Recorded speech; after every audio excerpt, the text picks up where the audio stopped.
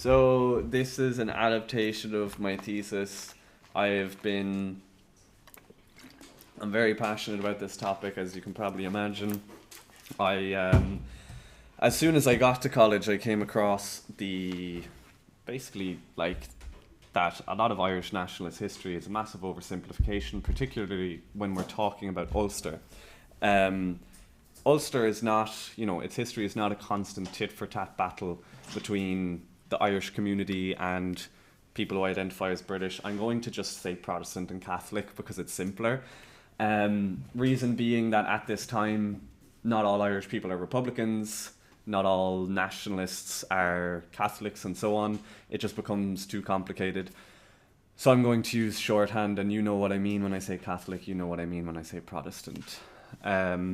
So the reason why this is very important right now and very relevant is the riots going on in Belfast. I think the difficulty around organising in a sectarian a place riven with sectarian history, and I think that this history has very much been erased. And given that we're not so aware of it, it means that we don't think that it's a possibility to organise in a place like this. We think that, Belfast or Derry will always be like this and we can't get over that sectarianism. But that's not true. In a time that was, even more characterised by sectarianism, people were able to overcome it with trade unionism. So before we go forward, I'm just going to really quickly talk about the most accessible sources, because there is a bibliography at the end, but I think it's completely inaccessible because it's so long. So I've made a lot of use of the National Archives from the UK. They have a lot of stuff online, but not all their stuff is digitized. It is very difficult to navigate. I will put all of the digital sources in the group chat in the next few days in the Google Drive. This book by Andrew Boyd, The Rise of the Irish Trade Unions, is one of the most entertaining, most accessible history books I've ever read in my life. I love it, read it in first year, and it completely changed my mind on a lot of stuff. One of the other books that has very much shaped my views is Syndicalism in Ireland by Emmett O'Connor. Anything written by Emmett O'Connor is worth reading. This book is kind of difficult to find, but his other more recent books are very easy to find. One of them is called Rotten Prod, The Story of Dungaree Baird, who was a famous Protestant trade unionist in Belfast throughout the period that we're talking about. What's this one called? Revolution in Ireland, Conor Costick. This guy's name just pops up everywhere when you're talking about this topic. You cannot avoid him. He is one of the foremost historians on the topic. Labour and Partition by Austin Morgan. And then the last one is Labour History in Irish History. It's very recently published, I think last year, by the Irish Labour History Society. The Irish Labour History Society has so many brilliant books on this topic, and most of their books are quite widely available. They also publish a journal that is very easy to find online called Say Her. I'd highly recommend it. A lot of lecturers in UCC also contribute to it, and it's worth a read. Just some things worth keeping in mind throughout the lecture is who is actually behind these strikes, this movement, who is driving them, because a lot of the people driving them, we don't know their names. They're not written into the history books because, again, like the last lecture, a lot of them are not literate. A lot of them are not considered to be important by historians today. We are discovering some of their names now, but a lot of them will never be in history books. So we know Jim Larkin, we know Connolly and so on, but particularly in Ulster, a lot of these people are either obscure figures or just completely written out of history books or will never be in them. So firstly, we'll go over a few terms. I mean, with the crowd we have, I don't think it's too necessary to explain. I was expecting different people to be coming, but New Model and Craft Unionism arose in the mid-19th century after a more radical period of trade unionism. It became more conservative again. Their motto was defense, not defiance. Essentially, the idea was let's defend the gains that we have already made and instead use tactics of arbitration instead of strikes. So in effect, it is class collaborationism instead of class conflict. It was mostly limited to skilled labor. They did not recruit from unskilled trades or anything of the like, and this would basically dominate the trade union movement for the next 50 years in both Britain and Ireland. Ireland would generally skew in a more radical direction, but as Irish unions became increasingly affiliated with British unions in what they called amalgamated unions, craft unionism would come to dominate. New unionism was then a reaction to it in the 1880s, and it had a broader membership, more unskilled or semi-skilled labour, and they were more likely to use strikes. This came to Ireland later than it came to Britain. One of the first examples that we see of it in Ireland is in the shipyards in Belfast. And new unionism then evolves into general unionism. So they start to recruit amongst all levels of labour, completely unskilled labour, and both Catholics and Protestants are eventually recruited in the shipyards through the general union movement. So the most important unions in this movement in Ireland are the National Amalgamated Union of Labour, which I'll be calling the NAUL because that's a mouthful, and the Workers' Union, also sometimes called the General Workers' Union. Both of these, the reason why they were more popular than, say, the ITGWU in the north is because industry in Ulster was so focused on shipbuilding and so focused on linen weaving, they wanted connections with Britain. It made more sense that if you have shipbuilding focused around Tyneside and Clydeside, why would you join a union that was focused around, farm labourers in the Midlands and bakers in Dublin when you could coordinate your strike action with all the shipbuilders around Britain? It to them made more sense. And lastly, we're talking about syndicalism, which is more philosophy than a kind of organising or a method of organising. It promoted the general strike and industrial unionism, in the words of Emmett O'Connor, the historian that I was just talking about. He defines it as the promotion of class consciousness through strikes leading to the general strike or the reconstruction of trade unionism along the lines leading to the one big union. So at this time, in the early 1900s, syndicalism was mostly just in North America and France. The French strategy was to join unions that already existed and promote syndicalism.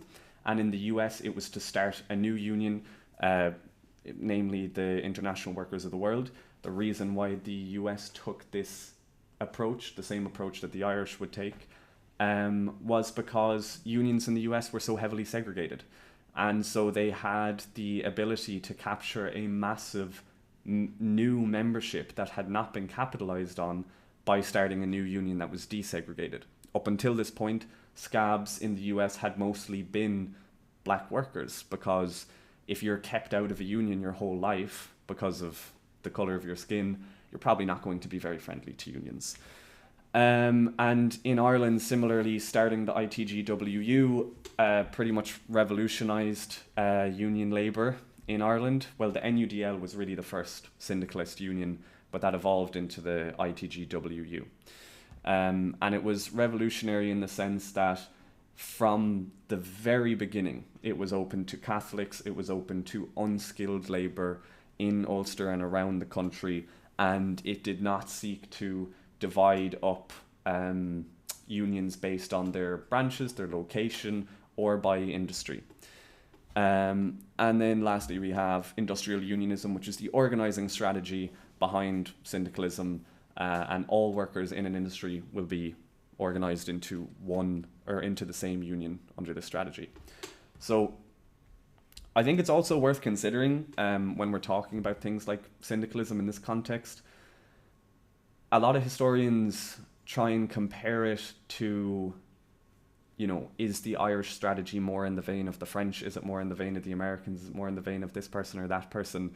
Rather than considering that there may have also been innovations upon it made in Ireland, and I've kind of noticed this in the way that we talk about Latin American socialists or African socialists and so on, that there's like, it's almost as if it's impossible for colonized peoples to actually develop their own strategies or their own ideas or their own ways of going about revolution, and that the only people who can develop theories are, you know, European socialists who have never actually created a successful revolution in history. Like, you know, like, did Rosa Luxemburg ever actually contribute to a successful revolution? Did Marx ever contribute to a successful revolution? No.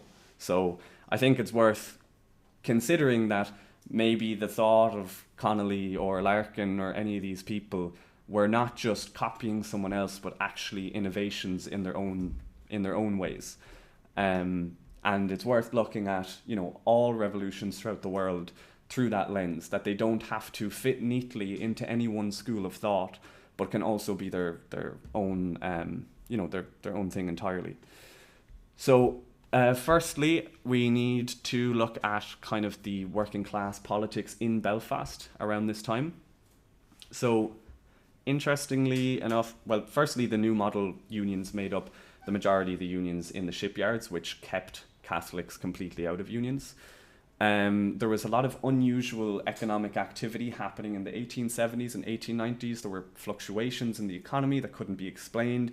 And this is kind of something that you would expect, given that capitalism was still developing at the time. Germany was only really reaching its point of being a truly capitalist country. Latin America was still developing in terms of industrialization and so on. So it was to be expected that a lot of countries could not exactly comprehend what was going on within capitalism, nor could capitalists themselves. So they were cutting jobs, cutting wages in the shipyards, and workers were obviously very angry at this. And so despite the fact that for so long new model unions had been very conservative, very reluctant to take any strike action, the Amalgamated Society of Engineers, or the ASE, went on strike in the 1880s for the first time in a few decades. But it was over a strained relationship with the more skilled craftsmen as well as wages. So there had always been this strained relationship between the semi-skilled and the more skilled labourers within the unions. But interestingly enough, the way in which most working class people took part in politics at this time was not through trade unions. It was actually through unionist politics. Unionist politics and unionist leaders had been far more successful in mobilizing the working class. So one example is the Orange Protestant Working Men's Association and the Belfast Protestant Association. The OPWA was founded in the 1880s by William Johnston, who ran for Parliament, and he promised people, you know, he attacked conservatives for being backed by bankers and capitalists, and he promised them material improvements, got elected, and then immediately joined the Tories. And this would be kind of a trend amongst most of politicians of his stripe, but he still had a lot of success in mobilizing literally thousands of people to come to his open meetings.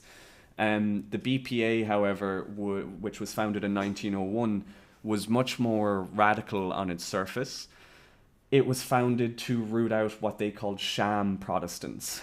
And they said that a sham Protestant was someone who did not serve working class Presbyterian interests. Now, if you were at the last talk that I gave, you'd know that the Presbyterians in Ireland were, to a degree, actually discriminated against by the penal laws. They were not privileged to the same degree as members of the Church of Ireland.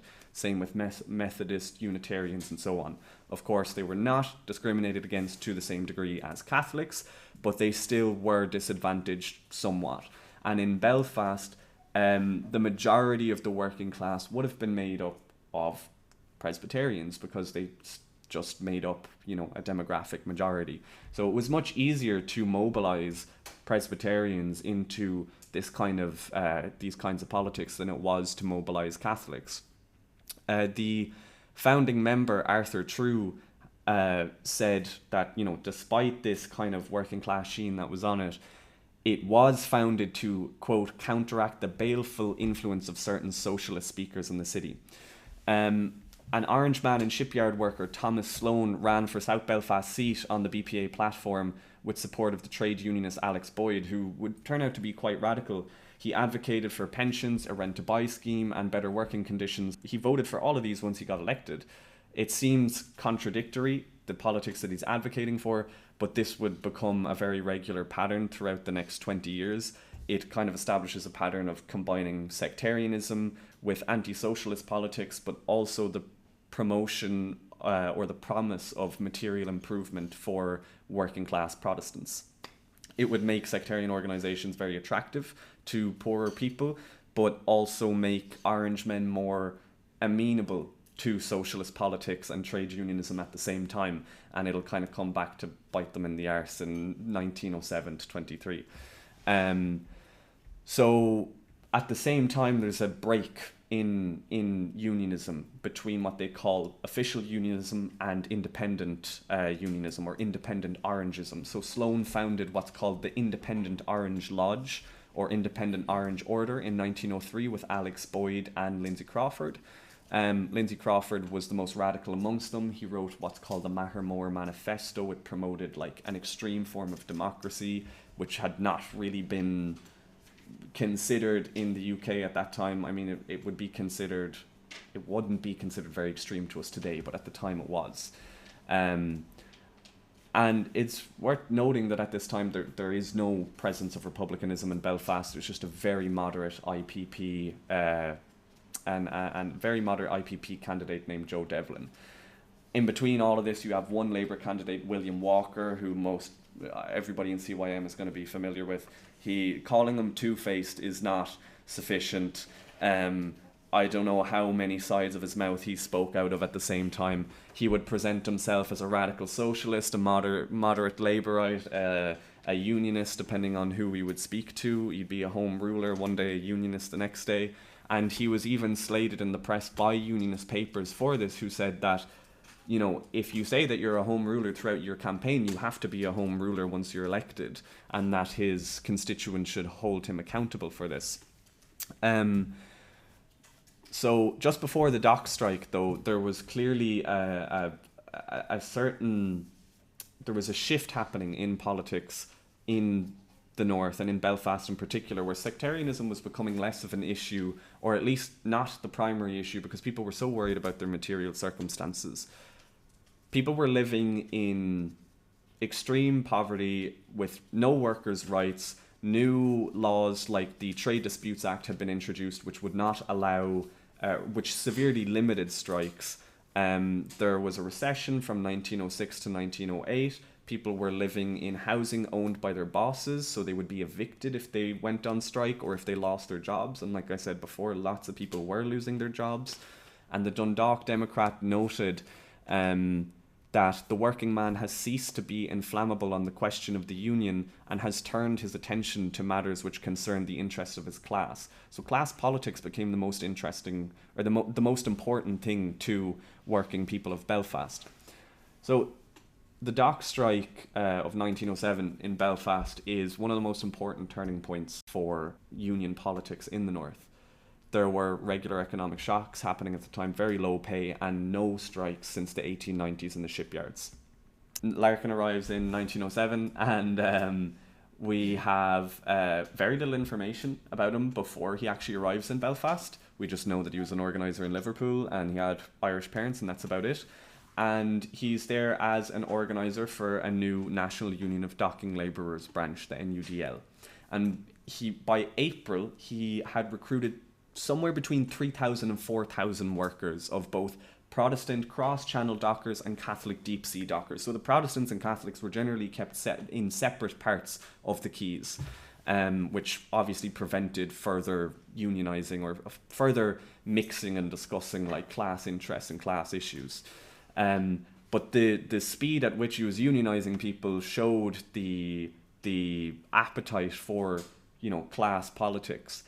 At the same time, like multiple historians have noted that this speed of unionization was happening because people were becoming organisers themselves. It wasn't just Larkin going around and saying, hey, will you join the union, whatever. People were going around their own workplaces and unionising people of their own accord. The reason why it started was both workers and employers had been expecting a dispute, but a worker was sacked in April for joining the union, and dockers went on strike without permission of the union, which forced the Kelly's coal quay to use coal carters to unload the coal. The Shipping Federation had been expecting this, so they sent scab workers over from England, and Larkin's response was to try and force the workers to go back to work. He went down to the head office to apologise to the bosses, and the workers obviously weren't happy about this. They took about 3 days to be persuaded. By the time they got back to work, they found themselves locked out and scab labourers inside. And this started a huge strike, the biggest one that Belfast had seen in decades. So, throughout the strike, there were very violent clashes between both striking workers and scabs. Started with sticks and stones and eventually culminated in the streets being torn up so that they could use the cobbles as missiles. And there's actually another photo. I don't have it here. You can look it up in the Telegraph where some of these photos came from. But there's actually children tearing up the streets and loading the cobbles into carts to give to their parents before going off to protests. So Larkin himself actually got arrested because he attacked a scab who pulled a knife on an NUDL worker in a pub, which just added to his fame. He was gaining a cult-like status throughout the strike, which went on from, I believe, May to September. Or late April if you count the first week that was unauthorized. Now the reason why, like, we look at this and we might go, isn't Larkin meant to be a radical? Why would he do this? Why wouldn't he let his workers go on strike when they want to go on strike? But it's important to note that the NUDL in Belfast at this time had no funds to speak of, and they were not getting funds from the central branch either in London, because at this time, to get funds from Central, you had to have your branch be basically financially independent for a year. And that wasn't the case. They had only been going for a few months. But due to how intense police repression was, I mean, you look at this and you see that, like, as some papers have noted, it literally looks like an army camp down on the docks. Scab labourers were being transported by the army eventually because they were being attacked so fiercely. This generated a lot of sympathy from Protestants towards Catholic workers and Catholic workers towards Protestant workers. And so they got massive amounts of donations from other unions and from just regular people who weren't in unions around the city. A Protestant union member of the Municipal Employees Association named Robert McElborough, who wrote a biography edited by Emmett O'Connor as well, talked about how, you know, people would come around for collections for this stuff. One union, I actually can't remember the union off the top of my head. I think it might have been the Gas Workers Union, asked for £100 from their members to donate, and they got 1,000 within a week. So there was, like, real, you know, demonstrations of solidarity going on that were incredible. The military cordoned off the docks, but also other areas that they were protesting in. And when the strikers tried to go down to the docks to protest, they were threatened with the Riot Act if they didn't disperse. And in response, Larkin, who was leading this, read them the 1906 Trades Dispute Act, outlining their rights to peacefully picket, and they parted and they just let them through. Now, I think that we should think for a minute about, like, how many perfect examples we have of how employers or governments can kind of use our own tactics against us. For instance, like, the Shipping Federation is essentially a yellow union. Like, it's a bunch of employers coming together to unionize amongst themselves. Or, you know, the police are trying to invoke the Riot Act against people in hopes that they don't know their own rights to protest. And if you do know your own rights, then you can get away with it. But it's on top of that, like something that I forgot to mention, sorry, is that they'd also formed their own protection associations, which is like essentially a paramilitary for employers to fight against strikers. And down in the south, they would soon found under the ITGWU, they'd found the ICA.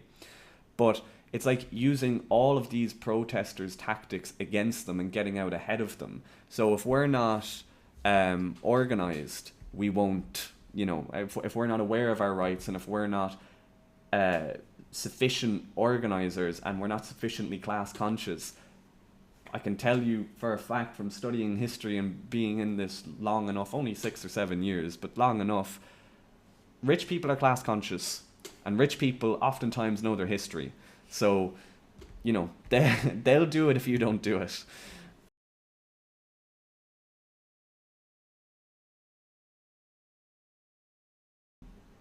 So sympathy strikes were popping up left, right and centre. In Newry and Derry, they refused to unload any coal from the Shipping Federation. Unions around Belfast were donating. Women in the tobacco factories were inspired by what they were doing and unionised themselves of their own accord. And the RIC actually mutinied because they were working such long hours that Larkin started encouraging some of the poorer paid contingents of it, and they mutinied and stormed their own barracks, and it resulted in quite a lot of violence. I think 2 people died, and that's when they had to call in large parts of the army. They brought the army from Britain so that they would have no sense of loyalty to Ireland in particular. So the police had been depending on inter-ethnic violence, particularly on the 12th of July, to break it up. But this didn't really work. Lindsay Crawford suggested that the Orange Order hold collections at the 12th of July parades. This was shot down. So instead, the Independent Orange Order went ahead and did this. And on the 11th and the 12th of July, they collected over £1,000. They invited Catholics to come and march with them, which was a bit of a strange scene, I'd imagine. And they also had Crawford and Larkin speak on a platform together. Larkin also offered to step down as leader of the strike ahead of the 12th because he was just mentally tired. He was being attacked in the press all the time. And he was also, he felt that it would be a bit strange to be a Catholic leading this strike that was primarily made up of Protestants now that most of the docks had joined together on the 12th of July. But Alex Boyd said, no, the people, have basically chosen you as the leader of this strike, so you should stick with it. Crawford, after being rejected by the Orange Order, actually said that the old order was the last bastion of class rule in Ireland and an open foe of the people, and would take a very strange turn in his career. He eventually became a home ruler because of how this whole thing went down and became a staunch trade unionist. Forward magazine, a radical left-wing magazine from Scotland, said that this strike threatened to engulf the whole of the north of Ireland, and the Clarion remarked upon the cordiality of which Orange and Nationalist Labour appear to be working together in defence of the common interest. So this resulted in obviously massive amounts of unionist right-wing media attacking the strike. They called Larkin a socialist and a Catholic who was an agent of the Pope.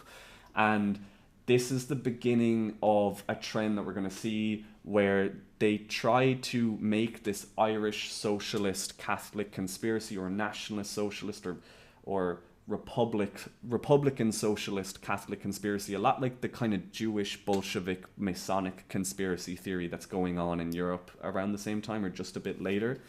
And it catches on more at certain times than it does at others. And eventually the strike is ended because the NUDL won't support it. The ITUC doesn't really support it. And when it does end, the ITGWU kind of is founded out of the ashes of it. Most NUDL branches become absorbed into the ITGWU. 2 of the branches end up surviving and join the ITUC, but for the most part, it turns into the ITGWU. The only people who win anything are the coal carters. Everybody else loses out, especially the people who went on sympathy strike. So sectarianism unfortunately returns in the intervening years. In 1910 to 13, we see quite a large rise in sectarianism due to the press mostly stirring up these fears. The Pope decrees that any mixed marriages of Protestants and Catholics are no longer legitimate, that they need to be sorry, I'll skip ahead a bit. They need to be remarried in new ceremonies, or else they're not legitimate. And so this results in a lot of kind of hubbub in the press, where like there's one case of a man taking his children, a Catholic man taking his children and moving out of Belfast after this. It's called the Nate Tamir case, and it's a whole scandal.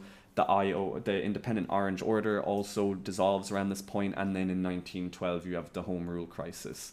And of course, the start of the First World War brings about a lot of jingoism, a lot of nationalism, and the outlawing of strikes. There is a pogrom, essentially, in 1912 to kick a lot of Catholics out of shipyards and any Protestants who try to defend them. Armed Orangemen, who will go on to form the backbone of the UVF, kicked around about 8,000 Catholics out of the shipyards, and they do it not at the behest of anyone, but themselves. They think that, you know, they come from the Ulster Unionist clubs, which go on to form the Ulster Unionist Party, and they think that they can get away with it because one of the shipyard bosses, George Clark, ran for MP in North Belfast, and he's a very right-wing unionist. And of course the unionist press plays it down. They say they're disorderly rivet boys and nothing more. They also expel 600 Protestant trade unionists. Thankfully, these Protestants still stand up for their co-workers, and they say that the cause of their expulsion is the religious and political passions aroused against them among certain workers, chiefly through the action of the unionist clubs. The object of the hostility referred to is the expulsion and boycott of workers holding religious and political opinions opposed by unionist clubs. So it's like somewhere between a pogrom and a Red Scare, but the second expulsion that we talk about is kind of the other way around. It's more a Red Scare than a pogrom. There's obviously higher rates of unionization amongst Catholics, but like, can anybody guess why that might be? Catholics are poorer, so like obviously you're going to join a union if you're poorer. And later that year there's the signing of the Solemn League and Covenant, and you start to see infiltration of the unions, which will become one of the main ways in which they're crushed. The MEA is managing the gasworks, is the union involved in the gasworks, and James Craig gets involved, and he basically says the best way to crush these unions is for loyalists and employers to start getting involved in them. And so when a foreman falls ill, they set up what they call a vigilante committee, where they try and ensure that a right-wing loyalist who is anti-trade union succeeds this pro-trade union foreman. And James Craig himself then becomes chairman of the committee of the trade union.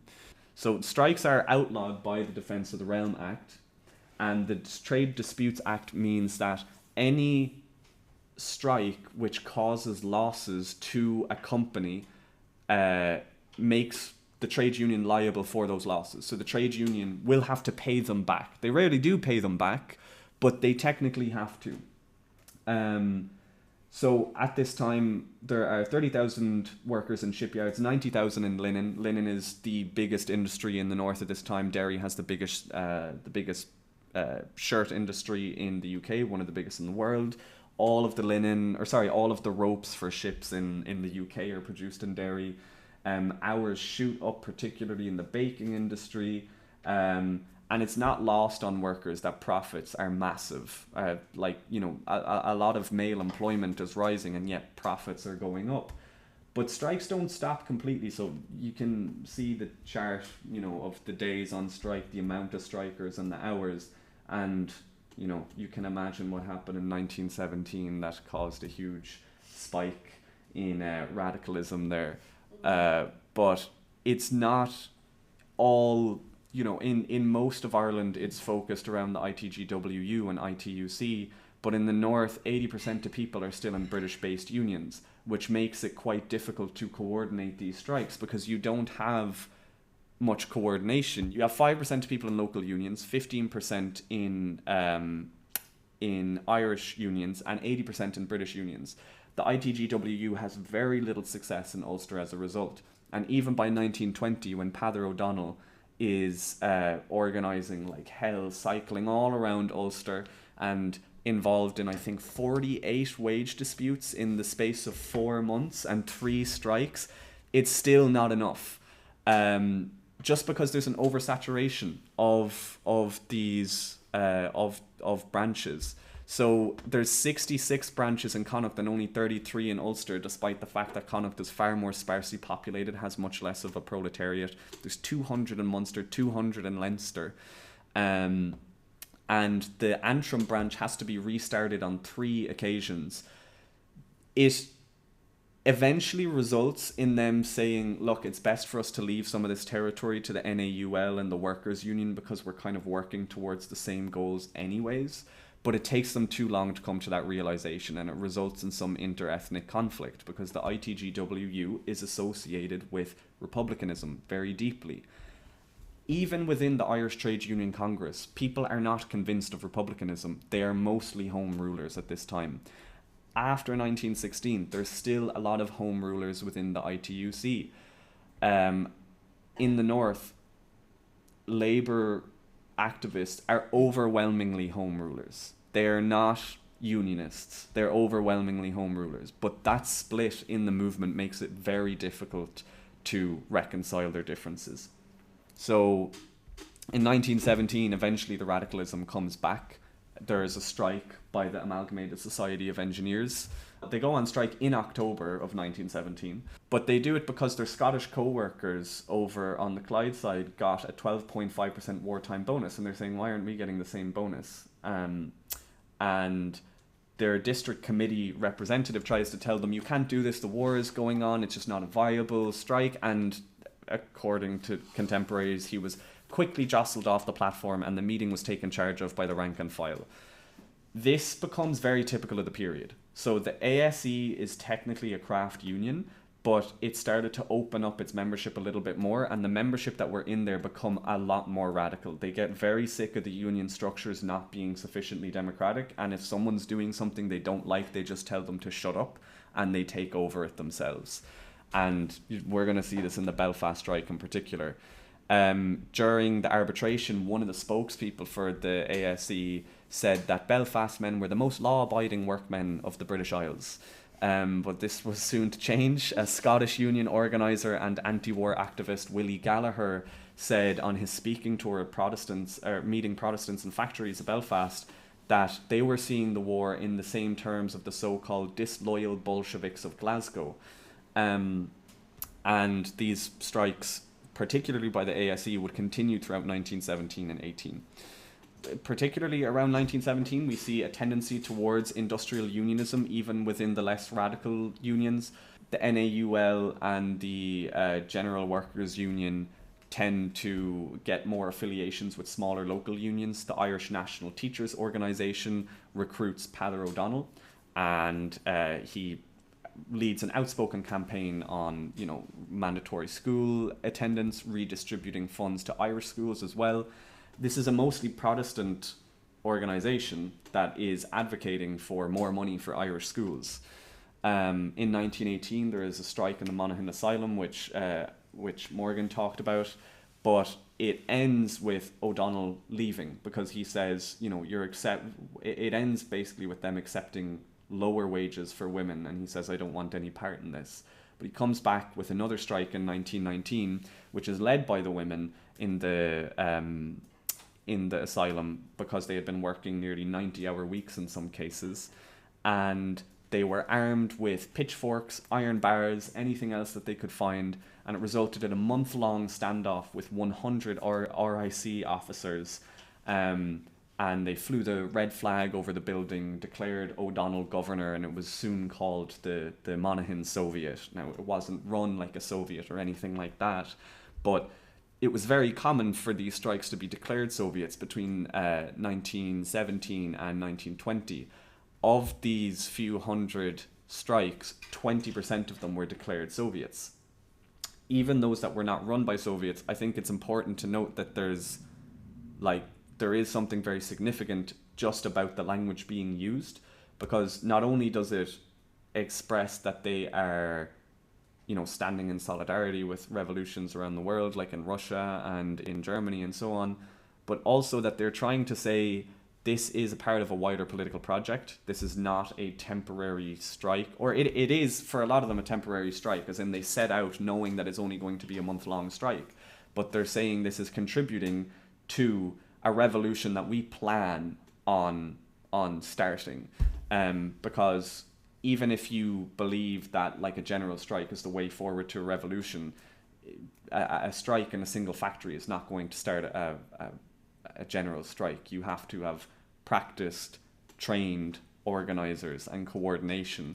So in a lot of ways, these Soviets that are, only month-long strikes can in a lot of ways be seen as structure tests. I think it's something worth thinking about or considering. The issue is, of course, that we don't have written records from everybody involved in all of these strikes or the way that they think about it. We do have written records from the Belfast Soviet, which we're going to talk about in a minute. The Belfast strike, but it is declared a Soviet by onlookers. And the Dundalk Democrats said of the red flag being flown over the building that we know what it has stood for elsewhere, the Paris Commune in Russia and in Berlin 2 weeks ago, internationalism and socialism.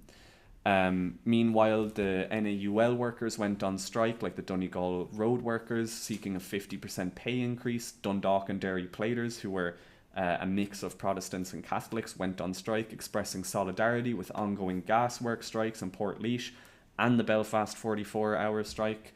However, something which stifled their ability to coordinate the larger strikes was the weak union structures, the lack of coordination that they could have in the south with the ITGWU or the ITUC. In Cavan and Monaghan, the ITGWU had a lot of progress with O'Donnell as the resident organiser. And like I said, 48 wage movements and disputes and 3 strikes in just 4 months is quite incredible. But they were not able to make headway anywhere else due to the saturation of unions.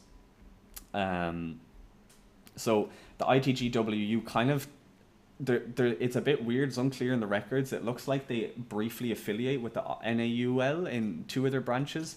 They also say that the Irish Labour Party is working through its components, the ITGWU and NAUL, but this might just be them trying to claim credit for what the NAUL are doing or something. It's really not clear what's going on because it's only in one report that these affiliations exist.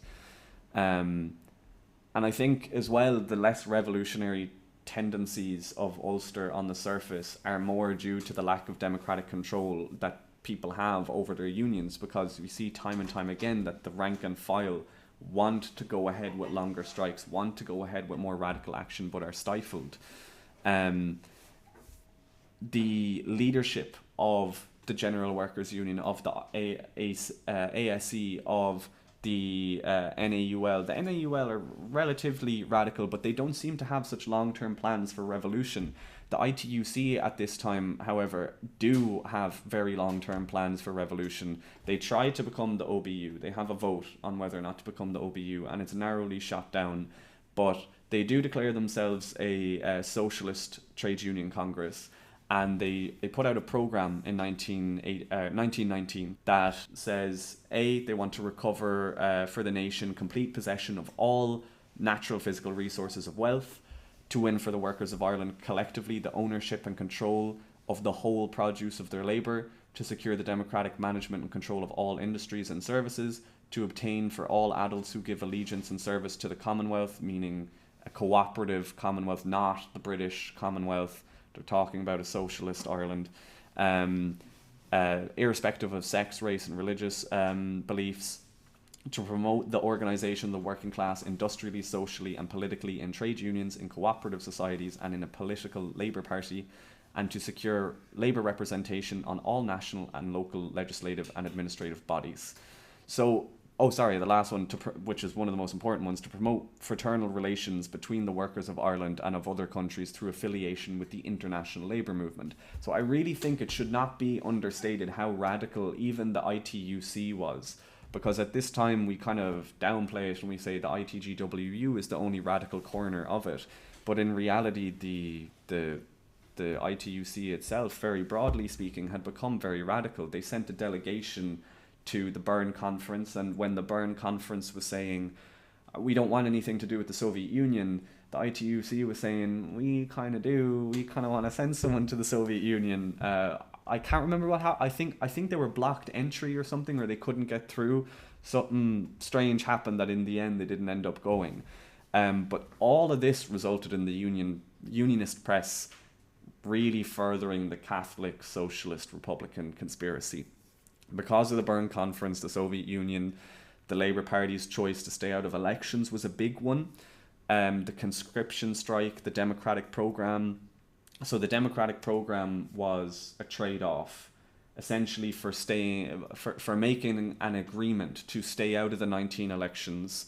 Sinn Féin said, okay, now that we've won, you guys can write recommendations for what we're going to do with our economy, and we'll accept them. And that had a lot of what was in their programme that they had put out in 1919, saying, like housing and shared agricultural depots and things like that would exist. All natural resources would belong to the nation, but Kevin O'Higgins dismissed it as mostly poetry, and this was the attitude of most of the Irish government. Basically, none of it was implemented.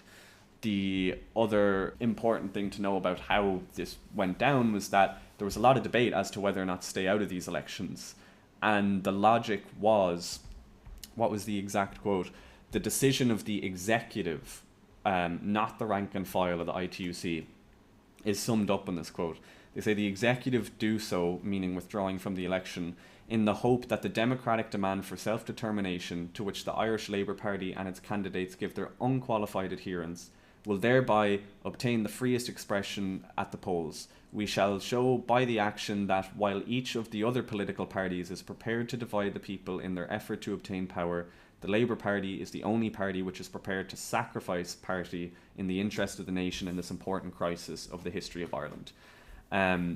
So it was not a very popular idea amongst people in Ulster in particular. A lot of socialists in Ulster, like the Belfast Labour Party, the Independent Labour Party, ran their own candidates, and it resulted in a further fracturing of the movement. It did not help that the conscription strike had gone ahead the year before without agreement in between Ulster and the rest of the country, given that people in Ulster were mostly in British-based unions. Again, it made it very difficult to coordinate. So it became a whole debacle where the ITGWU were the ones who held the first meetings on the conscription strike, saying, the attendance to these meetings were between 8,000 and 10,000 people. But then in the end, only 3,000 of them took part in the strike, because the ITGWU weren't the ones who could really run this whole strike themselves. They would need agreement between literally dozens of unions, and it didn't work out.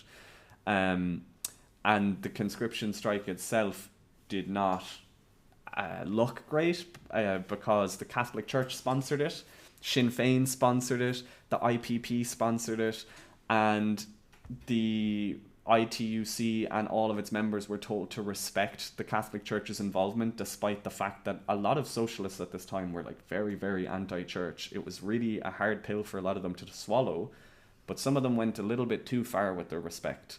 So the National Union of Railwaymen in Thurles were approached by the Archbishop, who was inspecting them, whatever that means. I don't like when a priest inspects me, but they were approached by him anyways, who was inspecting all of them lined up, and they saluted the Archbishop. And this went crazy in the unionist press, and they said, look, Labour are working with the Catholic Church and there's a conspiracy going on, and because they're anti-conscription, they're Republican as well, and it just kept turning the presses over and over and over again. And it's also worth noting that in Thurles alone, 1,500 people turned out for this strike. In all of Ulster, it was 3,000. So it's not a great turnout. The union structures failed to coalesce around this time, and all of these accusations about this collusion became worse in the 1920 elections, where the ITGWU and and Sinn Féin ran on a lot of joint tickets. So, like here in Cork especially, you see here any of the light green it's either Sinn Féin or Sinn Féin and the ITGWU. So in Cork, they're running on joint tickets. In Galway, they're running in joint tickets. I believe in Waterford as well. I'm not sure about the rest of the country, but it angered a lot of people and just lent further credence to these ideas. So this was January 1920. These are the urban elections, and these are the rural elections. But interestingly enough, you can see from, despite all of this slander, there's not a whole lot of success amongst unionists in Ulster. They only control 5 counties with a majority, and the only counties that they seem to like really, really control is Down and Antrim. So, like, there's a slim majority in Derry, but the only places they really control are Antrim and Down. And in Down in particular, the unionists are not as intensely right-wing or sectarian as they are in the other places, which I know sounds contradictory, but it's true, as a lot of them are much more friendly to the cause of labour than they are in Antrim. So it's not it's not as foregone a conclusion. And it means that the infiltration of these unions and the fear-mongering is not enough to break up the movement. Physical force will have to be used. Even the weak structures and the oversaturation of unions is not enough, which Peadar O'Donnell did comment on. He said of the ITGWU's entry into Derry that it was a mistake and it was divisive.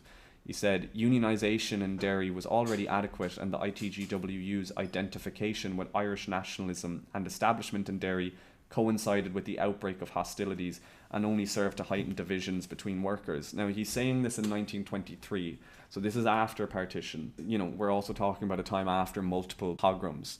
But the point still stands here that it's not like electoral successes, I don't think, are always the best way to represent progress for the left, because so many leftist groups choose to stay out of politics.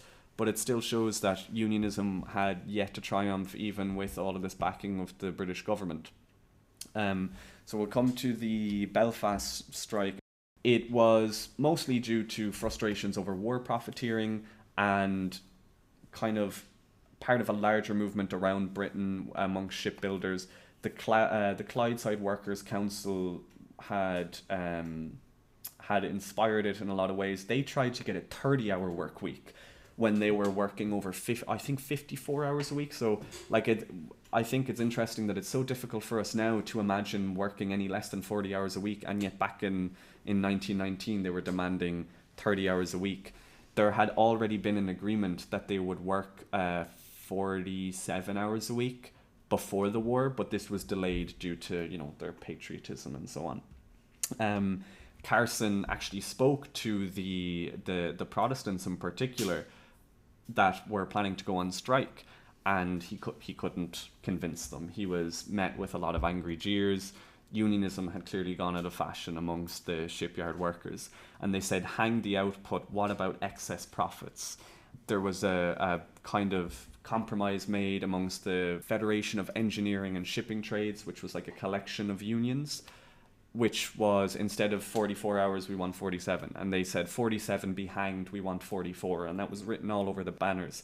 And for a lot of them, they said that it wasn't just about the work hours when it came to the 47 versus 44 compromise. It was just simply the principle, that they were like, this is only a 3-hour difference, but it's also about the principle. So on the 14th of January, 20,000 Belfast shipyard workers downed tools, and they went to City Hall to take a vote. 20,000 voted in favour, 558 voted against. And the plan was to wait for the Clydeside strike, but they went 2 days early because they were afraid their bosses would, you know, start to form protection associations again and so on. So they went ahead on the 25th of January, and Clydeside went ahead on the 27th. London and Manchester were also supposed to go on strike, but they kind of chickened out when they were threatened with Defence of the Realm Acts. The Clyde strike included somewhere between 70 and 100,000 workers. Funnily enough, in the first few days of the strike, the government document said that the unrest is due to the closing early of public houses and the shortage of tobacco and beer, and that most of the men are against striking. But then within a few days, the Secretary of Scotland had admitted that it is a misnomer to call the situation in Glasgow a strike. It is a Bolshevist uprising. So it was quite a quick change of opinion. And like, again, they're so out of touch that they kept misassessing every step of the way, that they said that the workers in Belfast will just fall apart because they're moderate, and they went on longer than the Clydeside workers by like over 2 or 3 weeks.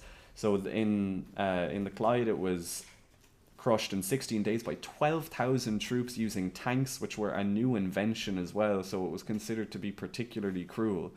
Gallagher pointed out that had there been an experienced revolutionary leadership, we would have marched to the Maryhill barracks. A lot of soldiers were kept in the barracks, particularly those of a lower class, because after seeing what had happened in Russia, they thought that they might go on strike with them, or they might join them. They were also probably keeping in mind what had happened in Ireland in 1907. The national leadership cut off funds to them as well, so it wasn't possible for 100,000 people to go on with the strike. In Belfast, it began with 30,000 shipyard employees, but the public sector soon joined them, as well as gas works, water, many more. The Bulletin, which they published themselves, encouraged more strikes, saying don't ask Federation members to do all the picketing, this is a workers' fight. So they were encouraging, more or less a general strike, which failed to materialise. By the end of the first week, they had 60,000 people on strike from 25 unions, including the previously infiltrated Municipal Employees Association. They took over the gas of the city, they took over the electricity, they took over the water by stationing skeleton crews in each of these areas. And they said in the Bulletin, after being accused of cruelty and of cutting things off to the city, they said 9 men from the ASE and ETU have been allocated for the purpose of ensuring the electrical supply for the hospitals. The workers are never cruel to their own class. Businesses had to request the use of electricity. They had to apply for permits. And the Belfast Telegraph, infamously right-wing and unionist, tried to siphon off electricity without permission. So they had their windows smashed in and their printers broken. And they were prevented from publishing for most of the strike. They were able to start publishing again around the end and did a lot of fear-mongering about famine and so on, which may have contributed to the end of the strike. The War Cabinet of Britain noted that already, within just a week, that already 47 applications from small traders for permission to use light. So this kind of shows that a lot of people were adhering to this collectivist spirit that was going on, and this paper as well that they were publishing themselves for only 1 penny was growing in size as well. They were starting to put obituaries in their ads and places to rent and all of that to try and replace other papers. They said, we intend to make it a much bigger thing, the paper. We hope in time it will take a place in the workers' hands of those rags which seize every opportunity of misrepresenting the workers. But our aim is higher, for we intend to consistently put something into their heads as well. These matters in themselves might appear trivial and unimportant, only for the fact that they symbolise in an accurate and beautiful fashion the development of the labour movement in Belfast and indeed throughout the world. And I think it shows the radicalism that's often downplayed about this strike, that they had much higher aspirations about the radicalism of the movement, about its internationalism, that they wanted it to go beyond just this strike. And we'll see as well that they also formed their own police force called the Peace Picket Corps, which was to break up sectarian incidents, scare off scabs, prevent looting, and control traffic. They instituted what they called the Workers' Law because the RIC had to withdraw from the city. And residents also stopped paying rent to both the corporation and private landlords. So, if we take a step back and assess how this whole strike has gone, 60,000 people are on strike in a city of 380,000. They have control of gas, electricity, and water. They have broken the state's monopoly on violence. They have prevented right-wing papers from publishing, and they're publishing their own paper. And they're aiming at greater political education, all in the space of just a few weeks. And it's being called a Soviet by outsiders. They're managing and redistributing profits of multiple workplaces. So I think it's fair to say that, you know, it's much more than just a small strike in a few workplaces. It had the danger of being a serious general strike. They did have what they called a general strike council made up of 150 people. We don't know the name of a single person on that council. We know the names of the people on the executive, which is made up of 15 people. But we don't know the names of one person on that council. We don't know the names of anyone who wrote any of these articles because they didn't put their names on it. And I think that there's also something to be said for that, something very interesting about it, that it contributes to the collectivist spirit of it, that it's like the ego just fell away, that they're trying to say that we're expressing the wishes or the opinions of the movement that's going on right now, that they had no desire to say, these are my opinions, but this is the opinion of the strikers right now. And so it's always frustrated me that the Belfast strike's radicalism is downplayed simply because of the moderation of the 15 people on the executive. So a lot of the people on the executive were in craft unions. They tended to be in the more radical ones, like the Boilermakers Union, like James Baird, who was a Belfast, what's it called, a Belfast Socialist Party member, and Belfast Labour Party, and some people from the ASE as well, who had started this whole strike. But there were also people from the Ulster Unionist Councils and the Ulster Unionist Labour Association, which we'll talk about in a minute. Some were also from the NAUL and the Workers' Union, who held ILP membership. But the influence of these unionists was very strong because of their connections. The UULA members included an MP, William Grant, who said, "I voted against the strike from the start and only joined the GSC to oppose the Socialists on it." The other was J.M. Andrews, a shipyard boss and future Prime Minister of Northern Ireland. So the UULA was founded by Carson and Andrews and included multiple shipyard bosses. It was an exclusively Protestant union, and its intent was to pull people away from more radical unions. It regularly published things slandering Catholics and socialists and Republicans and so on, and it would take part in it was the backbone of the expulsions from 1920 to 22, which we'll talk about in a minute.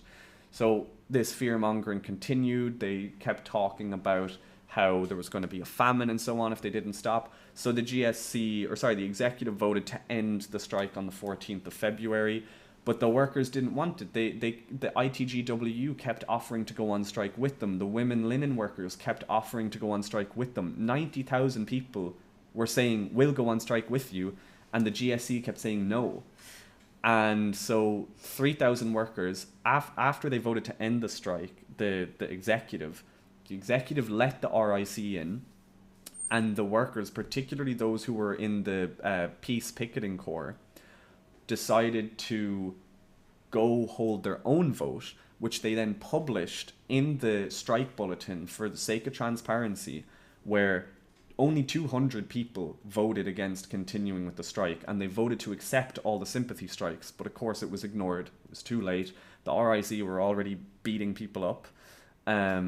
So, you know, it failed in the end.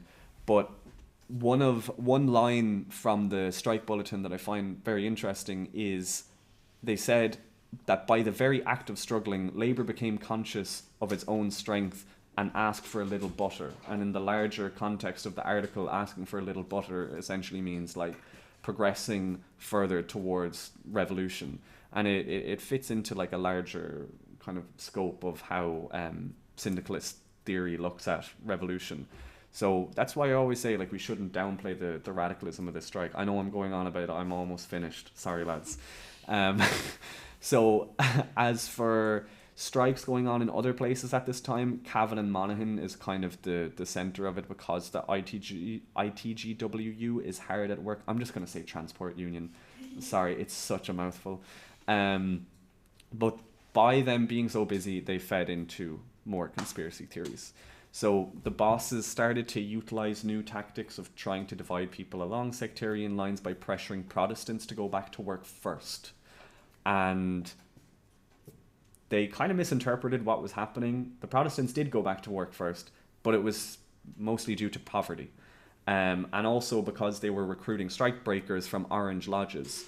And by doing so, they were creating more pressure within the Protestant community to send them back to work, because the strike breakers would say, I know where you live. You want to get your legs broken. So it was kind of scaring people. When they would get back into the factories in Caledon Mill, they hung Union Jacks from it, and patriotism became a very big theme in these strikes once again, and sectarianism was stoked, especially in 1920 when the War for Independence was going on. The issue, one thing that fed into this once again was the big house burnings, which were seen as targeting and persecuting Protestants in particular, and introducing socialism to the IRA and sectarianism to the IRA and all of this kind of stuff, which we talked about in one of the other talks. So Labour continued, despite all of this, to have both industrial and electoral successes. They had a May Day parade in 1919 with 100,000 people, flew the red flag. The Unionist press described them as a little band of disgruntled red socialists. But things would only get worse for the Unionist press. The BLP, led by Sam Kyle, who was also secretary for the Workers' Union at the time, won 12 of 60 seats in 4 mostly Protestant constituencies, and he topped the polls in Shankill. In June 1920, we saw the election results. It was not great for Unionists. Antrim and Down are the only place that are primarily Unionists at this point. But given the ITGWU standing with Sinn Féin, it fed into the Unionist press's conspiracy theories. But the real issue was the extent of coexistence between both communities. It's obvious at this point that they could not reverse Labour's gains, although there was a weakness within the structures, that they were not united within one trade union congress or one big union. They were going to have to use force to break them up. And people were already working across sectarian divides. They were ignoring papers. None of this propaganda was enough. None of these threats were enough. They were going to have to expel them from the shipyards once again. So a Catholic priest who compiled a day-by-day account said that the UULA, the Ulster Unionist Labour Association, who committed these pogroms, or, again, as I said before, it's more of a red scare this time, that they were completely successful in driving a solid wedge between Catholic and Protestant workers. He said before this, a feeling of solidarity of Labour, irrespective of creed or politics, had existed. However, the UULA and a group called the Ulster Ex-Servicemen Association, which was a bunch of retired sectarian soldiers, played up the nationalism in the movement, with Carson emphasising that many of the unions are controlled by officials who hold home rule views. That's true, but he was suggesting that he was really playing on the home rule as Rome rule, suggesting that the home rulers were traditional nationalists and not doing it for the sake of anti-partition, which was the real reason that they supported it. A lot of these home rulers were Protestants who identified as British. On the 12th of July, Carson declared that they were in imminent danger from Sinn Féin and the British government had no intention of protecting them. He said that the Protestants in Ulster were being driven out by Roman Catholics, nationalists and Sinn Féiners. So sledgehammers and firearms were distributed by the UULA from the 20th to the 22nd of July to evict Catholics, so-called rotten prods and socialists. And by August, they had set up expelled workers groups to try and help them. The executive of some of these unions said to their workers that they had to quit firms that were not allowing their workers to come back, but only 600 obeyed. So they expelled the rest of them, which just weakened their ability to actually hold any sway over these workers. And the expulsions continued well into 1922. The last blow really dealt to Labour in Ulster is in 1921, when a recession hits and a group of miners ask the Trade Union Congress in Britain to do something about it. Like they come to work, they're locked out, and they say, like mining, by the way, if you look at this chart, about half of these strikes are made up of mining, linen, and shipbuilding strikes. So mining is a huge part of this, especially in Ulster. And when the miners turn up to work, they're locked out and their wages are also being cut. And they are told, they ask the Trade Union Congress to do something about it, to either get funds to help them go on strike, because otherwise they can't go on strike. It's a recession. They do nothing, and so they tear up their cards in disgust on that day, which means that there's now essentially no miners' union. So there's no miners' union. The shipyards are completely divided. People start joining the Ulster Unionist Labour Association, and trade unionism is effectively destroyed in Ulster by late 1922. The last bastion of radicalism would have been the ITGWU, but they also did their part to drive the wedge between the communities, because they took part in Sinn Féin's boycott of Protestant businesses in the north as part of their agreement in the election. I know this is a kind of a controversial point of view that doesn't go with a lot of the traditional nationalism in Ireland, but you know, what did you expect if you boycott a bunch of Protestant businesses in the north? Did you expect that to stop partition? So they called a boycott of all Protestant businesses in Belfast. The ITGWU branches in Cavan and Monaghan took it upon themselves to also boycott these businesses, and not only do that, but picket the businesses and stop everyone from entering. And in response, Protestants then boycotted Catholic-owned businesses and picketed their businesses and stopped them from entering, and it resulted in fist fights, and some people were injured and had to go to hospital. So the communities in these areas ended up completely divided and did not speak to each other at all. The UULA grew in size, and pogroms continued until August 1922. Partition was essentially just a formalization of this process. It was just a formalization of the division of these communities by this point. Some small strikes continued into the 1930s. There's I believe it's the 1934 strike in Belfast. Morgan, do you know anything about it? Yeah? I've heard of it. Yeah, okay. I don't know a whole lot about it. I just know that they the British, to invoke the Riot Act at the time to break stuff up, they actually had to unfurl banners to say, like, this is now an illegal gathering. But they had just come back from Palestine, so when they unfurled the banners, they were all in Arabic, and people were like, what's happening? But interestingly, like, something that I think should be considered is that due to the amount of Catholics now alienated from unions, and the amount of loyalists who had now been co-opted into unions that had shipyard bosses in them and just different kinds of bosses and politicians involved, loyalism and trade unionism would oftentimes be used together to oppress Catholics from this point onwards. And a very interesting episode that I would recommend people look into, that I don't have time to cover and it's way outside the scope of it, is the Ulster Workers' Council strike in 1973, because it's done under the auspices of being for the workers, but it's really just another episode of sectarianism in Ireland. So at the end of all of these, I always ask, like, this is the million-page long bibliography. If anybody, I'll upload it later if anybody wants to take a look at it. But I just want to ask, like, what do we think that we can learn from this? How not to... Firstly, what was successful, and also what was unsuccessful that we should learn from? Yeah. I think what you were saying about the... which union was it leading the Belfast strike, but with 150 representatives and a 15-member council that was very modern compared to everyone else. I guess just when there's such a big divide between the leadership of the unions and the ordinary members, what happens then? Everything falls apart. Yeah. It's just something to be thinking about, how important like internal democracy is. Mm-hmm. Yeah. Like, I understand that it was done for the sake of efficiency, but there's a point, and it's always difficult to strike that balance, but there's a point where, like, if efficiency becomes so important that you just become removed from what your members want, it's like you no longer... What's the point in having efficiency if you're just acting without the mandate of your members, you know? Yeah.